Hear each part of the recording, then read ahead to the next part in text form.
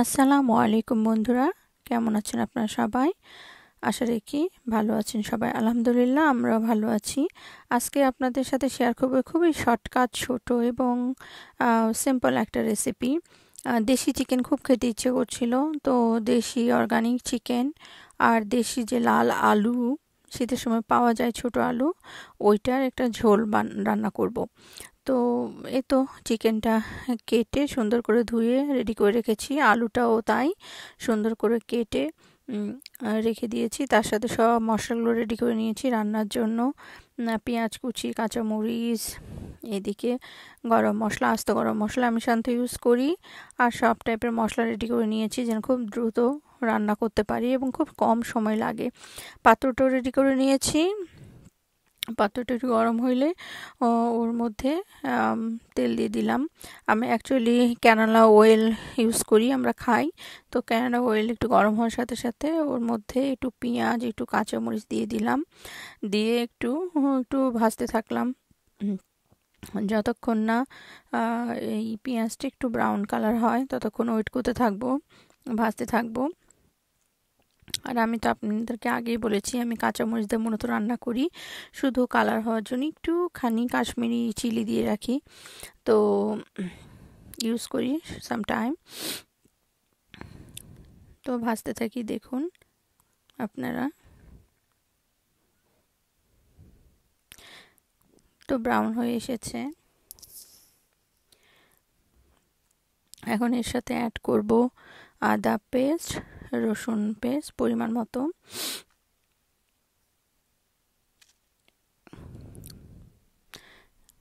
একটু নেড়ে চেড়ে নাড়ছি মশলার কাঁচা গন্ধটা চলে যাওয়ার জন্য।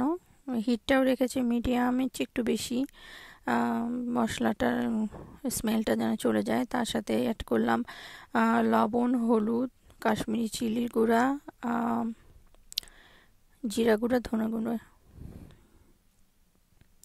আমি একবারে সব মশলাগুলো দিয়ে কষাইতে থাকি।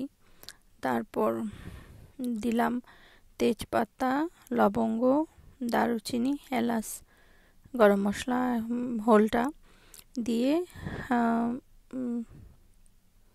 কষাইতে থাকি যতক্ষণ না তেল উপরে উঠে যায়, ততক্ষণ কষাইতে থাকি। তো ভালো মতো কষাচ্ছি, কষানো হয়ে গেল। এখন চিকেনটা দিয়ে দিলাম। অর্গানিক চিকেনের চেহারাই আলাদা, ছোট চিকেন। আমরা অ্যাকচুয়ালি সব চিকেনই খাই এখানে। আমরা বড় চিকেনটাও খাই, দেশি অর্গানিক চিকেনটাও খাই, আবার সোনালি চিকেনটাও পাই, সেটাও খাই। তো এই চিকেনটা অনেক বেশ খেতে ইচ্ছে হচ্ছিল, একেবারে ছোট চিকেন, একটু চামড়াও রেখে খাওয়া যায় দেশের মতো। তো ওইটাই রান্না করছি, কষাইতেছিলাম, বেশ কিছুক্ষণ ধরে কষালাম।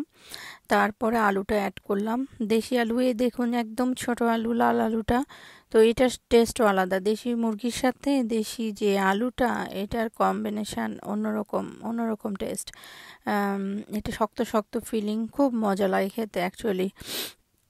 আর আমি মাংস সাধারণত পানি কম দিই, তবে ঝোলে আমি পানি দেই না বলতে গেলে। চিকেনে যখন ভুনা করি বা রান্না করি, শুধুমাত্র চিকেন থেকে যে আলু বের হয়, সরি পানি বের হয় ওইটাই।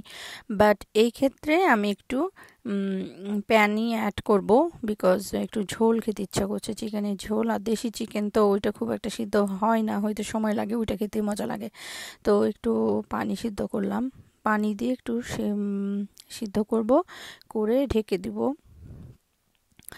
তো বন্ধুরা, কেমন লাগলো আমার রেসিপিটা প্লিজ কমেন্ট, লাইক করে জানাবেন, and please subscribe my channel. And পুরো পর্বটা দেখার জন্য আপনাদেরকে অসংখ্য ধন্যবাদ। দেখতে থাকুন আমি কিভাবে এটা শেষ করি অ্যাকচুয়ালি। তো দেখুন কালারটাও কি সুন্দর এসছে এবং খুব দ্রুত রান্নাটা শেষ করেছি আমি। তো দেখতে থাকুন, এই যে সব পুরোপুরি বলক চলে এসছে।